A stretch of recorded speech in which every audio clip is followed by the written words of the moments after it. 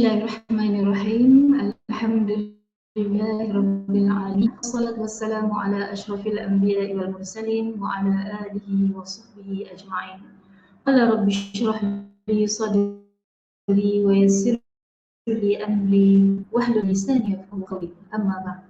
Assalamualaikum warahmatullahi wabarakatuh. Buat semua para pendengar, para pelajar yang dikasihi dan dirahmati Allah sekalian, InsyaAllah pada hari ini Ustazah bersama dengan anda semua dalam slot berkaitan dengan teknik menjawab pendidikan Islam kertas 2 iaitu 1223/2 KSSM SPM insyaAllah. Jadi pengkhususan Ustazah yang akan terangkan pada hari ini ialah berkaitan dengan ujian tilawah Al-Quran, hafazan Al-Quran dan bacaan hadis atau lebih dikenali ringkasnya sebagai UTQH. Untuk pengetahuan anak-anak sekalian, pertamanya kita panjatkan setinggi-tinggi kesyukuran kepada Allah Subhanahu Wa Taala kerana dengan izinnya maka pada hari ini berkat kerjasama daripada JPN Perlis, JPN Kedah dengan MADA menganjurkan program berkaitan dengan teknik menjawab bagi mata pelajaran KSSM SPM khususnya untuk pelajar-pelajar tingkatan 4. Salam perkenalan dari Ustazah. Nama diberi Ustazah Nur Afifah binti Azizun, merupakan guru pendidikan Islam yang bertugas di Sekolah Menengah Kebangsaan Kuala Perlis. Jadi jom bersama Ustazah dalam tempoh masa yang diberikan ini fokus kepada pengisian yang ingin Ustazah kongsikan bersama dengan anak-anak sekalian. Cumanya sebagai satu permulaan dari Ustazah, sukalah Ustazah ingatkan bahawa dalam masa kita menuntut ilmu pengetahuan ini, kita mulakanlah dengan adab. Islam mengajar kita untuk beradab dalam semua tata cara kehidupan kita, terutamanya dalam soal kita menuntut ilmu. Kata Syekh Sahih Asy-Syuhaimi, dengan memperhatikan adab maka akan mudah meraih ilmu. Sedikit perhatian pada adab maka akan disia-siakan. Jadi objektif Ustazah, anak-anak sekalian, ada 3 objektif yang akan Ustazah kongsikan bersama dengan anak-anak sekalian pada hari ini, iaitu yang pertamanya berkaitan dengan instrumen kertas 2 KSSM Pendidikan Islam. Yang keduanya ialah pelaksanaan dan panduan menjawab khususnya UTQH, dan yang ketiga ialah elemen pemarkahan ataupun penskoran yang diberikan ataupun dilaksanakan kepada semua calon SPM KSSM. Okey, tanpa membuang masa, jom bersama dengan Ustazah kita perhatikan, kita fahami dan kita kuasai apakah penilaian ataupun penskoran yang terdapat dalam kertas 2 pendidikan Islam. Baiklah anak-anak pelajar, pentaksiran pusat merupakan suatu pentaksiran yang dilaksanakan oleh sekolah di mana instrumen pentaksiran, tugasan, peraturan pentaksiran, garis panduan, peraturan penskoran, penggradan dan pelaporan dikeluarkan oleh lembaga peperiksaan. Inilah yang dimaksudkan dengan pentaksiran pusat. Maknanya dalam KSSM pada hari ini kita perhatikan beberapa subjek teras termasuklah pendidikan Islam, terdapat kertas yang dibuat pentaksiran secara berpusat. Okey, jadi untuk memahami apakah pentaksiran pusat ini, Ustazah terangkan beberapa prinsip pentaksiran pusat untuk pengetahuan anak-anak semua. Yang pertamanya ialah format dan tugasan disediakan oleh lembaga peperiksaan. Maksudnya semua format, arahan soalan dan tugasan itu diberikan ataupun disediakan oleh lembaga peperiksaan. Tugasan berbeza pada setiap tahun. Kalau dilihat pada pelaksanaannya, 2022 merupakan tahun kedua lah KSSM pentaksiran pusat ini dilaksanakan. Dan yang ketiga ialah tempoh pelaksanaan ini ditentukan oleh lembaga peperiksaan. Sebab itu kalau mengikut kepada perjalanan pentaksiran pusat dalam tempoh 2 tahun ini, kita terlibat dengan beberapa perubahan yang dimaklumkan kemudian oleh lembaga peperiksaan. Kenapa? Sebab dia bergantung kepada perubahan semasa. Terutamanya kalau pelajar-pelajar masih ingat, tahun pertama KSSM dilaksanakan, kita masih lagi tidak bebas daripada COVID-19. Jadi disebabkan itu tarikh ataupun takwim pelaksanaan pada peringkat permulaan itu beberapa kali diubah. Tapi semuanya bergantung kepada penentuan oleh lembaga peperiksaan. Baiklah, yang keempat, pentaksiran pusat ini dilaksanakan di sekolah calon. Maksudnya kita melaksanakan pentaksiran ataupun UTQH ini di sekolah masing-masing, ya, dan ditaksir oleh pihak sekolah. Ini bermakna pentaksiran itu dibuat oleh pentaksir ataupun guru pendidikan Islam di sekolah calon berada.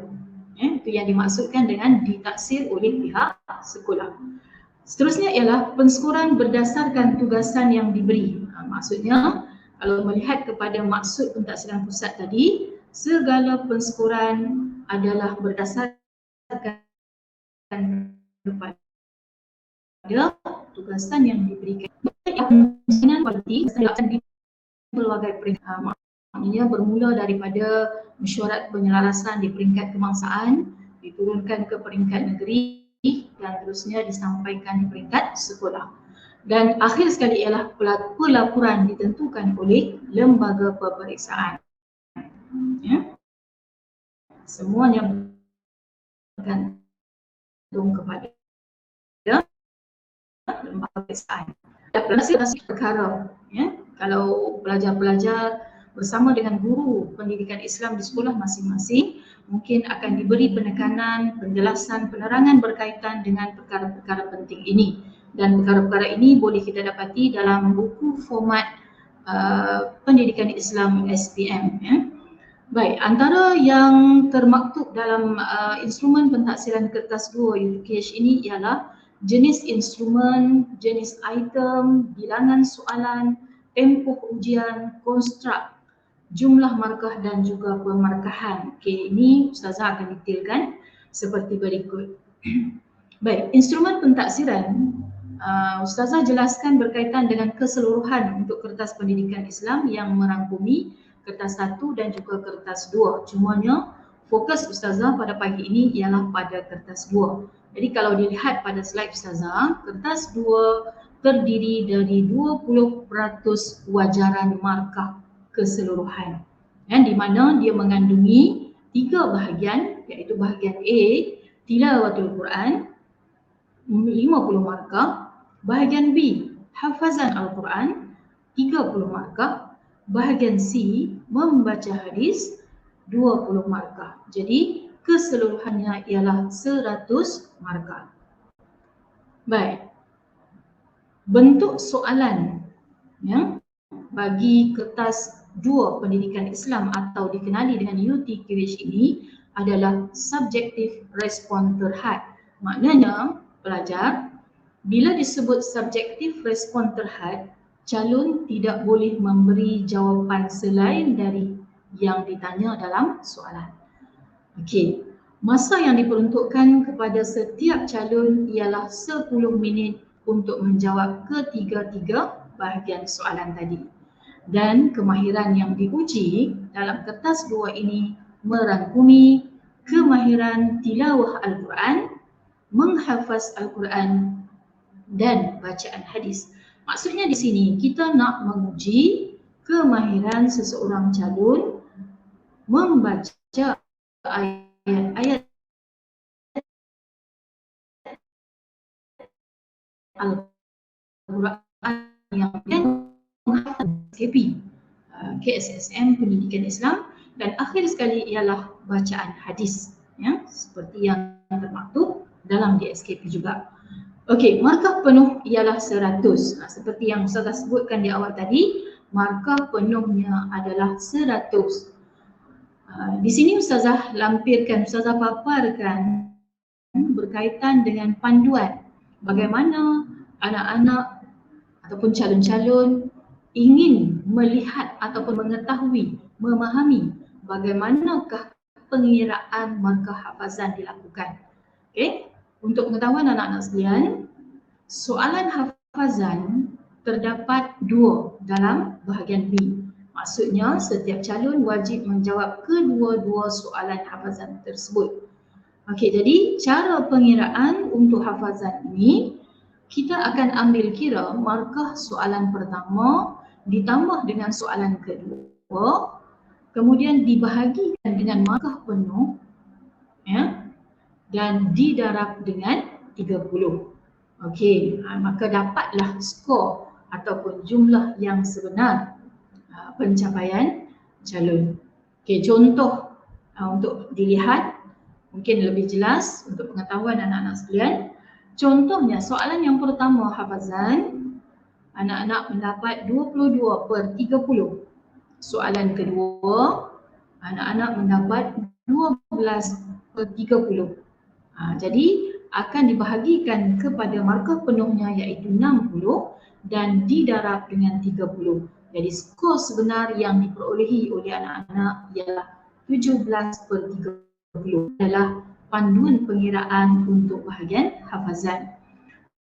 Ustazah suka menyebutkan ini kepada setiap pelajar ataupun setiap calon, di mana calon sepatutnya dia mengetahui apakah dia boleh mendapat markah ataupun dia nak menguasai setiap daripada 3 bahagian tadi untuk memastikan pelajar ini mendapat markah yang terbaik dalam kertas 2 pendidikan Islam.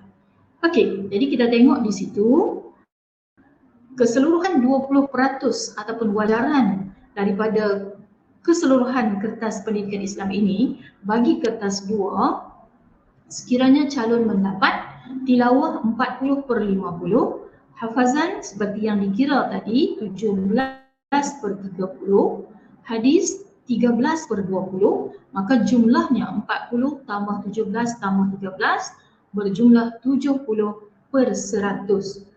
Jadi di sinilah kita akan dapat markah sebenar bagi kertas 2 calon.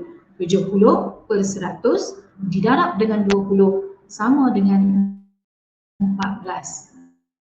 Jadi markah calon akan berolehi ialah 14/20. Jadi pelajar-pelajar yang dikasihi sekalian, pelajar mesti memahami bagaimana sebenarnya pengiraan markah untuk ke setiap bahagian ini. Dan pada ustazah, sukalah ustazah menyebutkan di sini sebenarnya kertas 2 pendidikan Islam ini akan dapat membantu meningkatkan prestasi ataupun pencapaian pelajar. Seakan boleh kita ibaratkan macam nak diberi secara percuma. Kenapa? Kerana soalan-soalannya memang sudah bocor lama. Itu yang ustazah suka sebutkan kepada pelajar-pelajar ustazah sendiri. Kenapa ustazah kata bocor? Kerana semua tajuk ataupun ayat ataupun soalan yang dikemukakan dalam kertas 2 merujuk kepada tahun pertama pelaksanaan 2021. Kita lihat dan kita memang sedia maklum bahawa kesemuanya sudah kita tahu. Maksud ustazah, soalan-soalannya semua bergantung ataupun terdapat dalam buku teks, dan untuk kertas 2 ini dia punya ruang lingkup ataupun tajuk-tajuk soalannya tidak banyak. Okey, sebenarnya. Baik, nanti ustazah kongsikan. Baik, sekarang kita lihat pelaksanaan dan panduan menjawab. Mungkin dalam perkongsian ustazah ini lebih kepada bagaimana pelaksanaan UTKH itu dilaksanakan dan bagaimana bila mana ustazah terangkan berkaitan dengan borang ataupun penskoran lah pada borang markah nanti akan dapat memandu anak-anak sekalian supaya dapat memantapkan persediaan untuk menghadapi peperiksaan dan memperolehi markah yang cemerlang, insyaAllah. Okey. Jadi sepanjang pelaksanaan UTKH wajib kepada semua calon SPM bermula 2021. Ini adalah proses yang kita lihat bermula pada 2021 bila mana KSSM itu bermula. Dilaksanakan kepada calon tingkatan 5 sahaja. Jadi pelajar-pelajar tingkatan 4 2022-2023 jangan risau.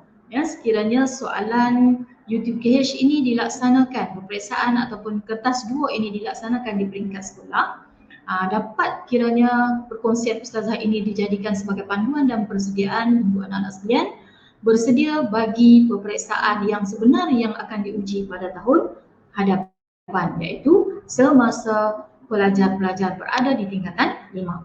Okey, markah 100 diwajarkan kepada 20% seperti yang disebutkan tadi, dan pelaksanaan hanya sekali sahaja untuk seorang calon.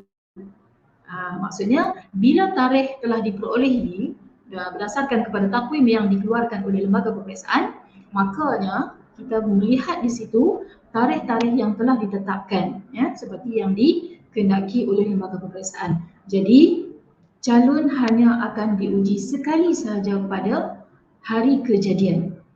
Okey, tarikh pelaksanaan ujian jika dilihat pada senario tahun 2022 bermula pada 11 Oktober 2022 sehinggalah 4 November 2022. Okey, set soalan akan dikeluarkan oleh pihak lembaga peperiksaan dan masa menjawab setiap calon adalah 10 minit merangkumi ketiga-tiga bahagian soalan tadi. Okey, semasa ujian berlangsung, jadi yang ni pun Ustazah nak tekankan kepada anak-anak pelajar sekalian yang bersama-sama dengan Ustazah pada hari ini, inilah yang akan berlaku di dalam bilik ujian ataupun bilik menunggu, iaitu semasa kita melalui proses untuk diuji nanti. Nama calon akan dipanggil untuk masuk ke bilik yang disediakan. Pentaksir, pentaksir sekolah maksudnya Ustaz-Ustazah di sekolah anak-anak sendiri akan memilih soalan di dalam sampul dan pentaksir akan menyoal calon secara bergilir-gilir. Okey, soalan dibaca secara lisan, teks Al-Quran dan hadis disediakan untuk calon membaca. Jangan risau, yang Al-Quran, bahagian Al-Quran dan juga hadis memang teksnya disediakan dalam kertas soalan. Cuma bahagian hafazan sahaja calon tidak diberikan teks ayat. Okey, jadi calon tidak boleh meminta soalan ditukar. Ini adalah pelaksanaan semasa ujian. Contohnya, sekiranya anak-anak dapat soalan yang mana anak-anak tidak hafal sepenuhnya. Jadi anak-anak minta kepada pentaksir untuk ditukar soalan tersebut. Jadi itu adalah proses yang sah. Okey, soalan tidak boleh ditukar. Okey. Dan yang terakhir, calon boleh meminta pentaksir soalan jika tidak jelas. Yang benar, contoh, sekiranya calon tidak boleh menyambung ayat yang ditanya, maka calon boleh meminta kepada pentaksir untuk mengulang sekadar untuk satu kali. Okey.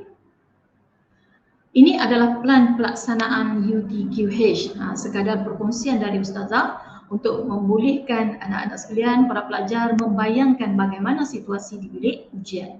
Kita ada bilik menunggu, mungkin bilik kuarantin, ini berdasarkan kepada kesesuaian dan juga budi bicara pihak sekolah sebenarnya. Tapi yang penting di sini adalah bilik menunggu dan juga bilik ujian.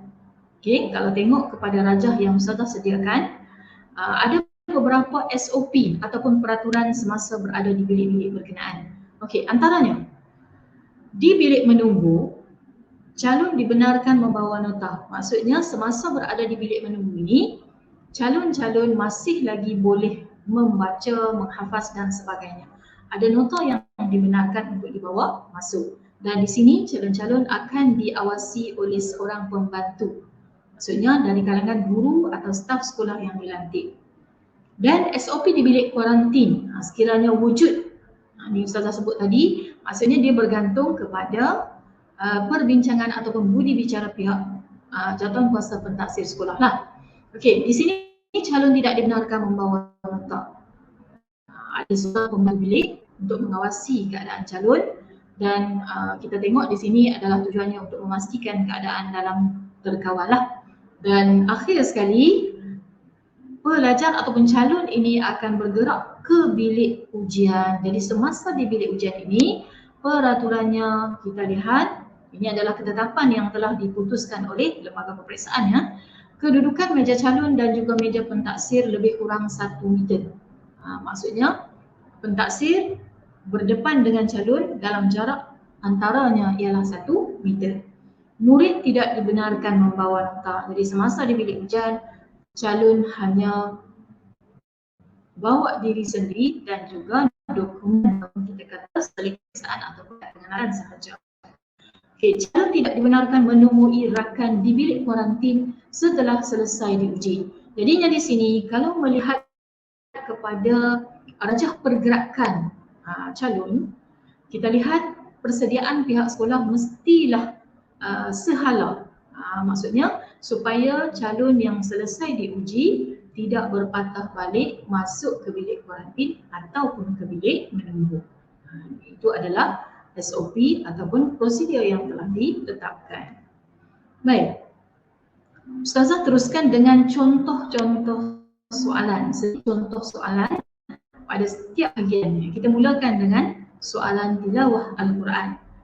Untuk bahagian A ataupun bahagian tilawah Al-Quran, calon boleh melihat teks ayat Al-Quran. Seperti yang Ustazah sebutkan tadi, teks ayat disediakan. Contoh soalan, ya, seperti yang tertera dalam slide Ustazah, surah Al-Hujurat ayat ke-13. Jadi di sinilah kalau melihat pelajar-pelajar dan guru-guru yang mungkin mengulang kaji, membuat persediaan bersama pelajar, boleh merujuk kepada buku format pentafsiran, ya, Pendidikan Islam KSSM. Baik, jadi dalam soalan bahagian tilawah ini, biasa kita lihat di situ diletakkan tugasan yang pertama, maksudnya tugasan yang pertama dalam bahagian tilawah. Jadi soalan yang diberikan di situ seperti berikutlah. Anda dikehendaki membaca ayat Al-Quran berikut. Mungkin Ustazah simulasikan sedikit. Anda dikehendaki membaca ayat Al-Quran berikut. A'udzu billahi minasyaitonir rajim. Bismillahirrahmanirrahim. Itu seumpamanya lah calon mesti mulakan bacaan dengan basmalah dan juga ta'awuz. Sebab apa? Nanti mungkin Ustazah boleh kongsikan penerangan Ustazah ini pada bahagian pensyukuran ataupun borang markah nanti.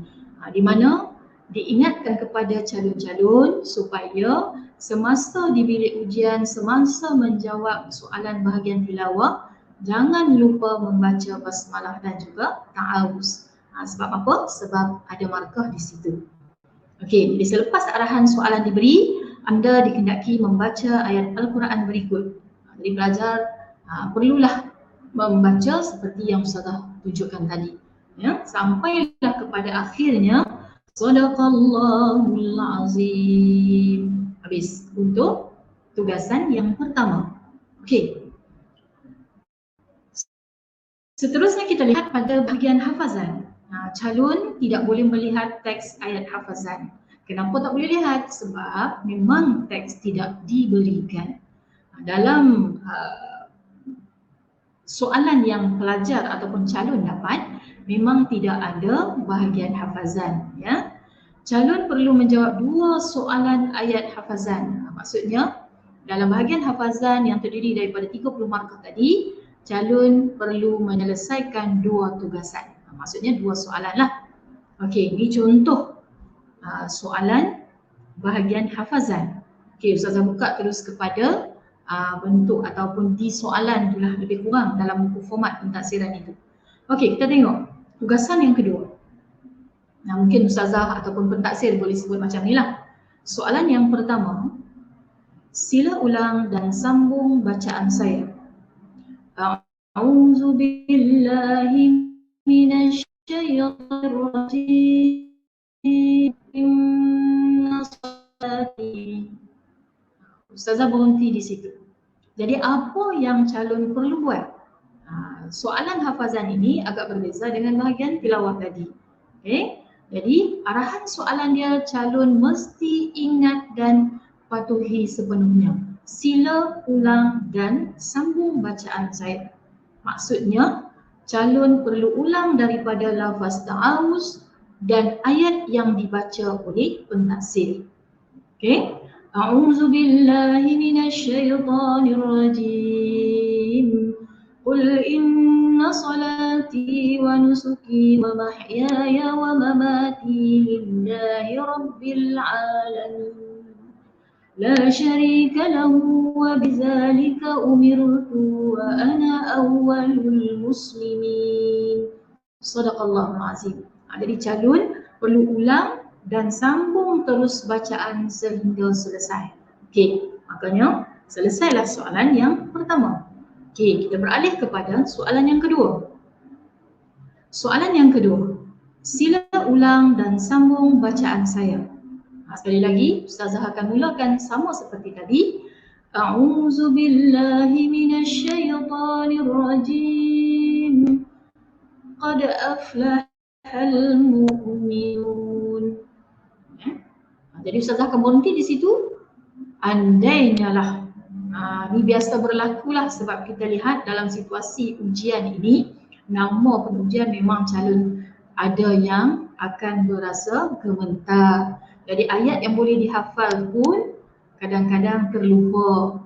Sebab itulah diberi dalam peraturannya, sekiranya calon tidak dapat mengingat permulaan ataupun tak boleh nak sambung ayat yang dibaca oleh pentaksir tadi, maka calon-calon boleh meminta kepada pentaksir, minta maaf Ustazah, boleh ulang sekali lagi. Jadi pentaksir akan mengulang sekali lagi soalan yang dibaca tadi sehinggalah selesai. Boleh ya? Okey, alih kepada contoh soalan hadis. Baik, dalam bahagian hadis ini sama seperti tilawah Al-Quran tadi, calon boleh melihat teks hadis sebabnya teks hadis disediakan oleh lembaga peperiksaan. Dalam soalan memang ada teks hadis. Okey, contoh soalan kita tengok ini tertulis dalam tugasan yang ketiga. Okey, jadi arahan soalan dia begini. Anda dikehendaki membaca hadis berikut. Pentaksir akan sebut, anda dikehendaki membaca hadis berikut. Jadi selepas arahan soalan, maka calon boleh memulakan bacaan tersebut. Cuma calon-calon perlu ingat bahawa cara kita membaca hadis dengan kita membaca ayat Al-Quran mestilah berbeza. Sebab itulah dalam kita punya format pentaksiran kita lihat apa yang nak diuji kepada calon sebenarnya ialah yang pertama kemahiran membaca Al-Quran. Maksudnya di situ kalau kita tengok perbezaannya, dia ada permulaan dengan ta'awuz, dia ada basmalah. Tapi kalau hadis ini dia tak adalah ta'awuz, dia terus mungkin kalau nak bismillah itu tidak menjadi masalah lah. Okay? Ataupun kita just baca terus. Okay. Macam mana kita nak baca hadis? Di sini ada sedikit persoalan yang kita jumpa ataupun kita dapat daripada calon-calon untuk tahun yang pertama. Adakah bacaan hadis kita ini perlu dibaca pada keseluruhan barisnya setiap kali kita nak wakafkan bacaan? Maksudnya kita nak berhenti bacaan itu, adakah perlu kita wakafkan bacaan atau kita boleh baca dia penuh? Contoh dia macam ni. An Abi Hurairah anin Nabi sallallahu alaihi wasallam qala.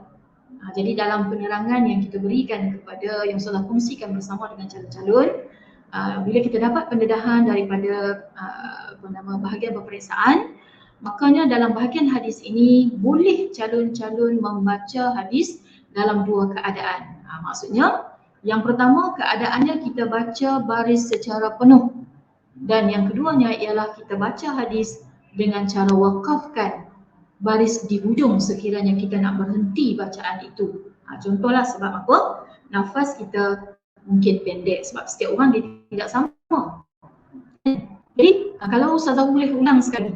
An Abi Hurairah anin Nabi sallallahu alaihi wasallam qala, atau kita boleh baca An Abi Hurairah anin Nabi sallallahu alaihi wasallam qala. Kita wakafkan bacaan hujungnya. Ijtanibus sab'al mubiqat. Jadi kita wakafkan mubiqat. Qalu ya Rasulullah wa ma hun.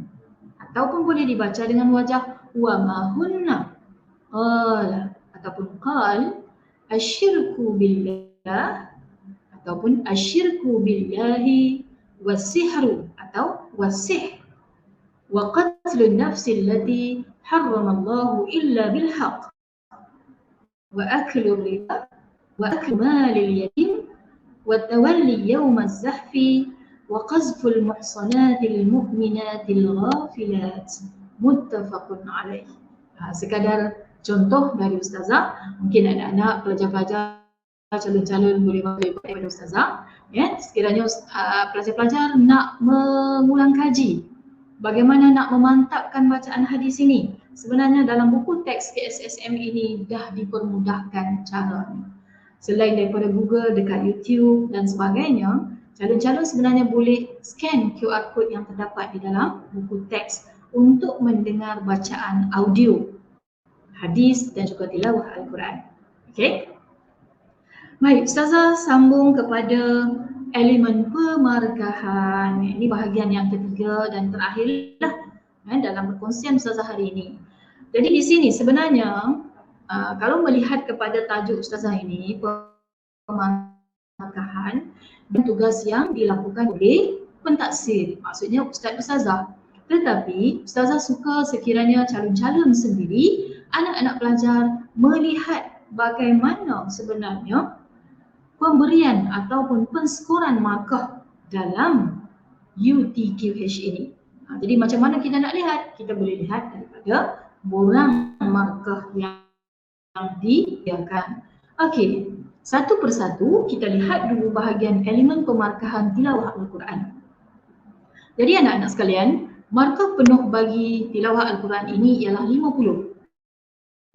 Dan pembahagiannya, penilaiannya, bacaan betul 20 markah, tajwid 20 markah, kefasihan, sebutan ada bunyi lahjah Arabnya sikit walaupun kita bukan Arab, tapi bacaan Al-Quran ini kalaulah kita boleh membaca dengan begitu, Masya Allah, Subhanallah kan. Okey, 10 markah yang itu. Okey, seterusnya perincian penskoran markah untuk bahagian tilawah Al-Quran. 20 markah tajwid dan 10 markah kefasihan dalam UTQH ini sebenarnya terdiri daripada skor markah yang paling besar. Jadi anak-anak sekalian, sebenarnya sangat rugilah bagi calon-calon yang tidak membuat persediaan, ya. Sangat rugi dan tidak beruntung sebenarnya calon-calon yang melepaskan peluang untuk mendapat markah yang maksima pada bahagian ini. Sebab apa? Sebab kertas soalannya, ayatnya ada di depan mata pelajar. Ayat-ayat tilawahnya ada dalam buku teks yang anak-anak pelajar dah dapat daripada awal sesi persekolahan. Jadi kenapa tidak kita manfaatkan?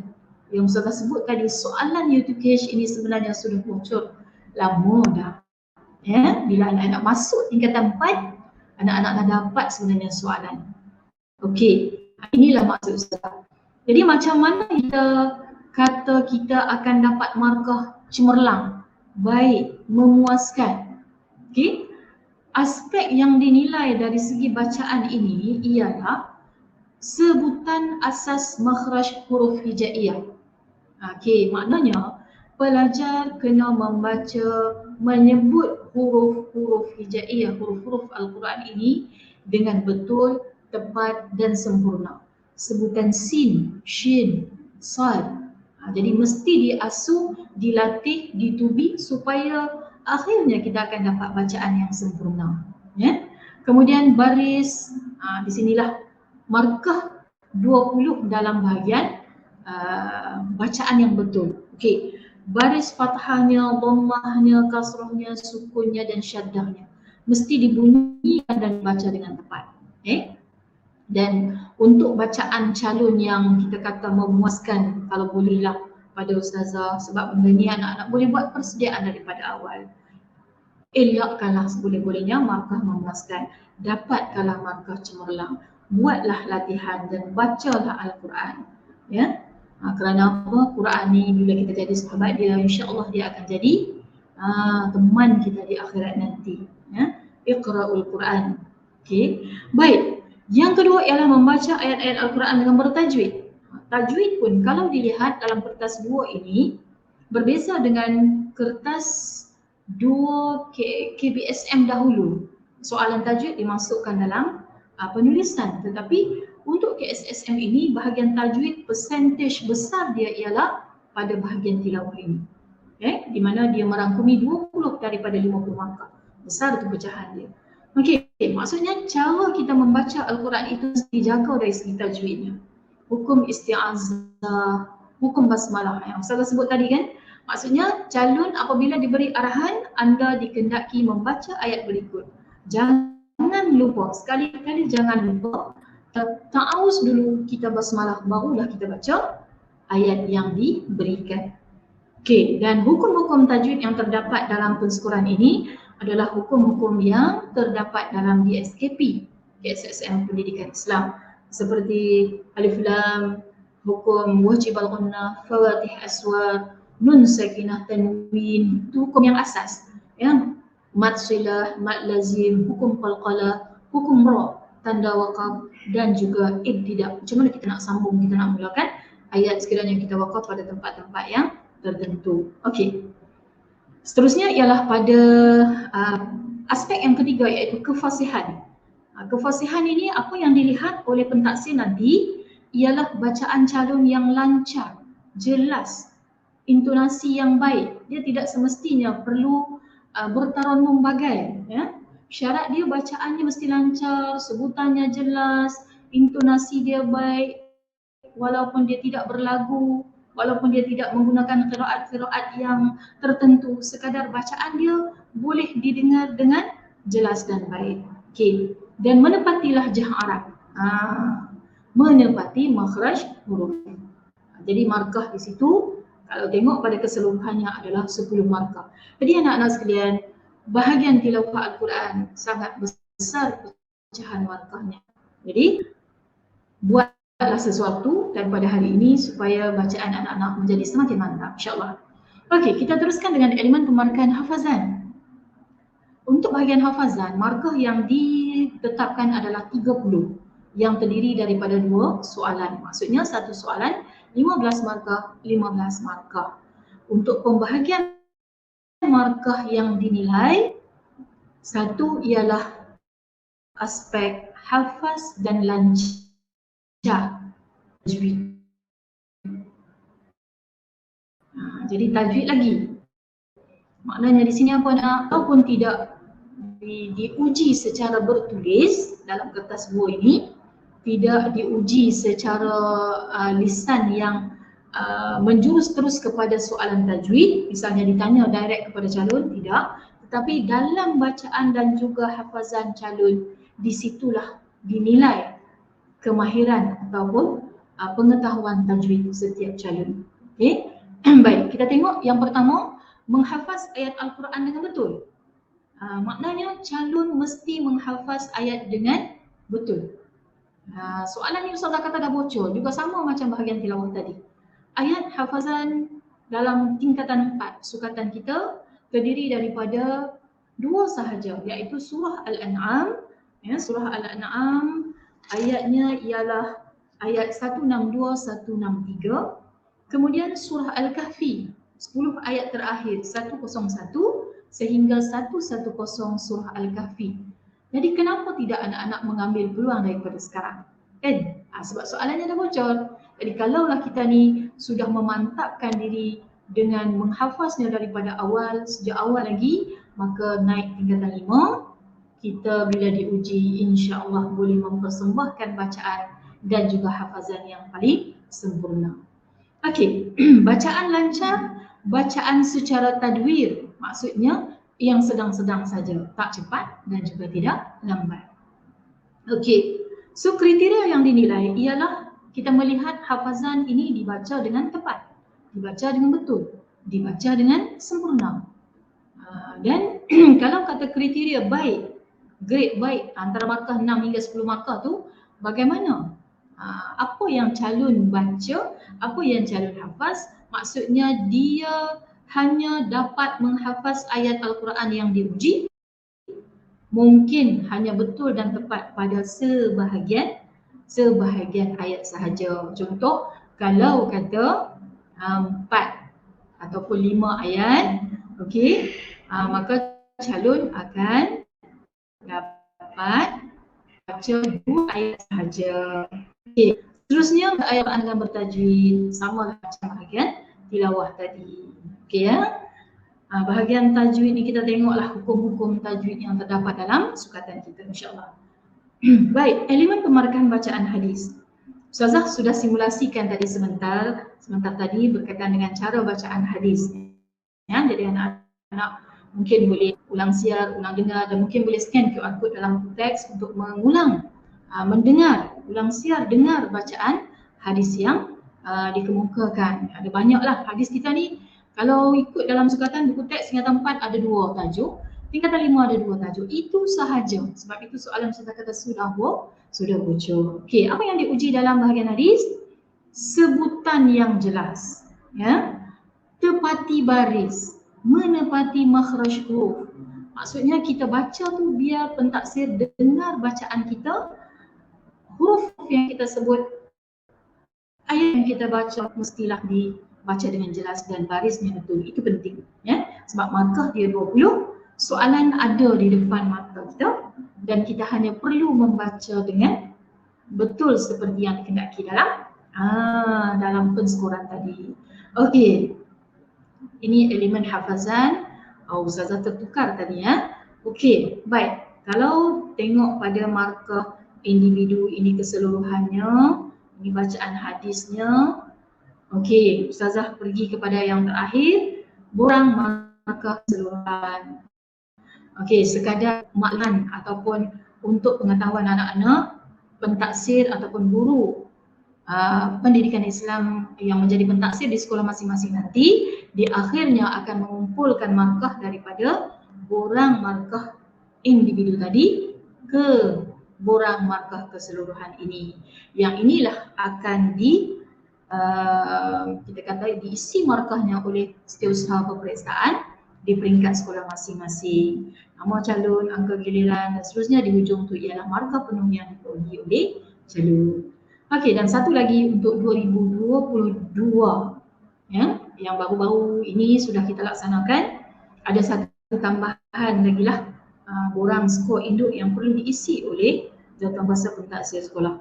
Tapi butiran di dalamnya adalah hampir sama saja, cuma tidak ada perincian dari segi setiap bahagian ABC tadi berbanding dengan borang markah keseluruhan. Okey. So, ini adalah pengiraan keseluruhan untuk pengetahuan anak sekalian, calon-calon SPM, pelajar-pelajar tingkatan 4, pelajar-pelajar tingkatan 5 khususnya. Okey, cara pengiraannya ialah kita tengok kalau kertas 1 kita dapat 85/100 kali 80. Dapat 68/80. Itu markah ataupun wajaran bagi kertas 1. Dan kertas 2 kalau kita tengok total yang tadi 40, 23, 17, kita dapat 80 markah. Jadi bila diwajarkan dengan 20, kita dapat 16 markah, ya, per 20.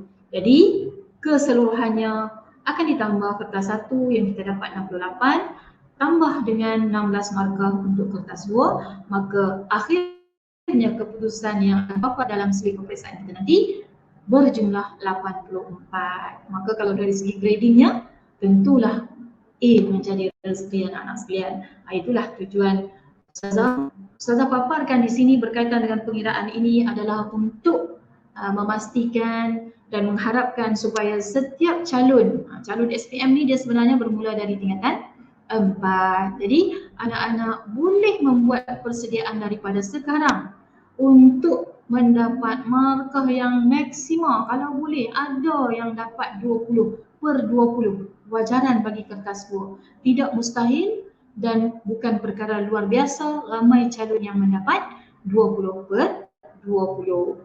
So, persediaan yang mantap, persediaan awal akan memastikan insya-Allah kejayaan milik anak-anak sekalian. So, itu saja daripada Ustazah. Ustazah harap apa yang anak-anak perolehi hari ini sedikit perkongsian daripada Ustazah untuk persediaan kalian, dan Ustazah pulangkan soalan yang kedua, apa tindakan yang akan kamu lakukan? Jadi tepuk dada, tanyalah iman masing-masing. Ustazah dah sebutkan soalannya dah bocor, jadi kenapa tidak mulalah tindakan kita supaya kita tidak menjadi orang yang terakhir membuat persediaan dalam keadaan berpegapah dan akhirnya kita yang akan kecewa sendiri. Okay, so anak-anak, at-tariq ila najah laysa mafrushan bil wardi. Yeah? The road to success is not straight. Jalan untuk kejayaan itu bukanlah jalan yang lurus. Maksudnya kita perlu bersusah-susah dahulu. Insya Allah senang kemudian dia bukan jalan yang lurus. Jadi anak-anak kena berusaha dan aturlah strategi untuk memastikan anak-anak dapat menguasai subjek pendidikan Islam dengan cemerlang. InsyaAllah. So thank you very much. Sebelum Ustazah undur diri, sekali lagi Ustazah ucapkan jutaan terima kasih kepada pihak JPN Negeri Perlis bersama dengan JPN Negeri Kedah dan kerjasama MADA yang menganjurkan kita kata kolaborasi ataupun perkongsian bersama ini untuk dimanfaatkan oleh anak-anak sekalian. Kita sudahi dengan wabillahi taufiq wal hidayah. Assalamualaikum warahmatullahi wabarakatuh. Ila liqa. Ma'assalamah.